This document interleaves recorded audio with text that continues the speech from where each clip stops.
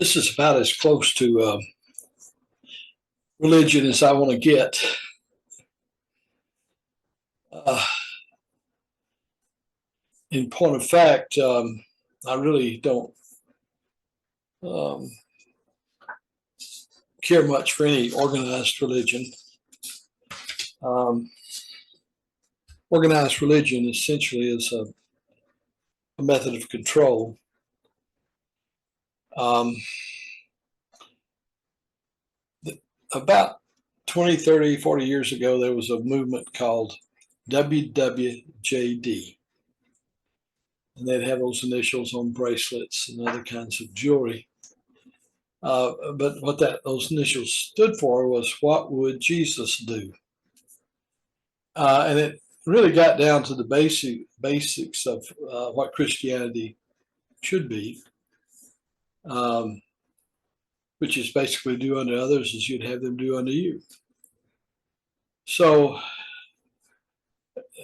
that wasn't really organized. It existed inside of other organized groups.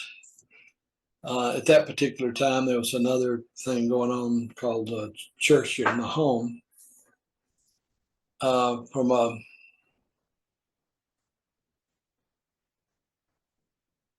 New Testament perspective. Of course, church just simply means congregation of those gathered together. Not what we see today. Today, it's all about the money. Rather than what we can do for our fellow man and how we can treat each other, which would really improve the world tremendously, as opposed to following any kind of dogma, which often, maybe more often than not, is hurtful to other people. Of course, the extreme of that are the fanatics of the world, regardless of under what religious banner they practice their fanaticism. So, as I've stated in some of the other videos, my prognosis of the conflict in the Middle East is not very good. It's been conflict over there for at least 2,000 years, and I suspect it's likely to go on forever. I have a little bit of firsthand knowledge of that since I was taken prisoner by hostile forces over there while in the service, which makes me somewhat biased. In other words, if I go missing, the one place you don't have to look for me is in the Middle East. Not going back there. And there's other places too that you wouldn't have to look for me. Even here in my own community in Central Florida, we have some wetlands with swamps, alligators, cottonmouth moccasins, and other things that can kill you. So don't look for me there either.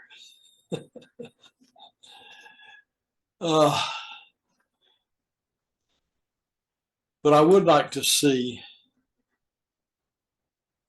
people, regardless of what they call themselves in terms of any kind of religious stripe, be more concerned with how they treat one another than holding on to the dogma that is just so harmful.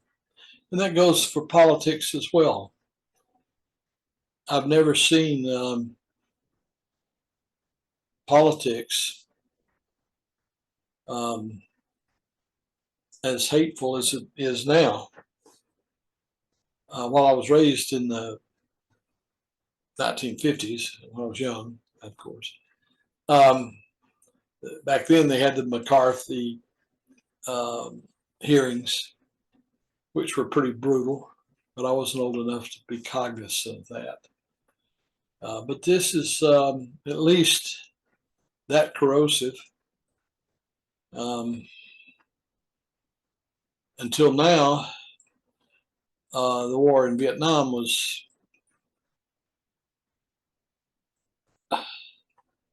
the second worst after the McCarthy hearings. And the reason I ended up in the Middle East was my draft number came up in 68, and rather than be drafted in the Army and end up in Vietnam, I joined the Air Force, took the exam, and was guaranteed a place in their electronics school, which I got that schooling. And but as a part of that, I was assigned to the Middle East. Remember, this is back during the Cold War. So for those people who are into ham radio or whatnot, what we did over there was tropospheric scatter, or what we call Tropo. It was basically a radio relay that had a 600-mile hop. It was extremely stable. And it used a tremendous amount of power. We had, I believe it was 4 shots. And we had one vertically polarized and another one horizontally polarized. So we had a total of 8 10,000 watt amplifiers on the back of those transmissions, and that would go up to the troposphere, and then it would just scatter. On the other end, the antennas, and these are big antennas. They're like 60 feet wide and 30 feet tall.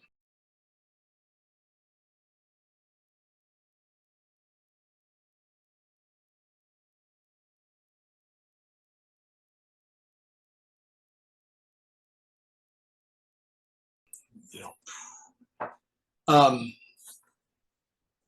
would pick up the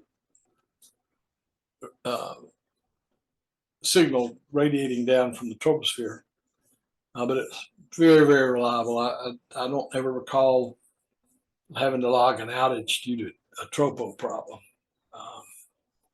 Outages were typically for other reasons, including encryption. But anyway, so I ended up in the Middle East, and ours was a joint USA, CIA, NSA kind of thing. So I don't want to get into it. While everything I did there was declassified, as far as I know, in 1992, I don't want to speak on that anymore. Just glad to be out of there. My oldest son, who is a veteran of the 92nd Airborne, spent a week over in this very, very near where I was back in '69. And I was very nervous for him being there, even though he was on vacation. I looked up the location of the mountaintop we were on, and from Google Earth. And here it is, 50 years later, and it's now a ski resort. Because satellites made all that, the need for the tropospheric scatter just went away, because that was extremely expensive.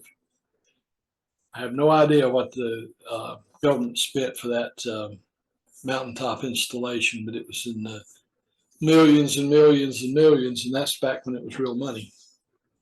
So, okay, enough of that. But the thing I wanted to bring up is this Wwjd. And anybody that's viewing this, if you know any more about where that movement might be today or whether it's totally disappeared, I'd appreciate hearing from you in the comments. All right, thank you very much.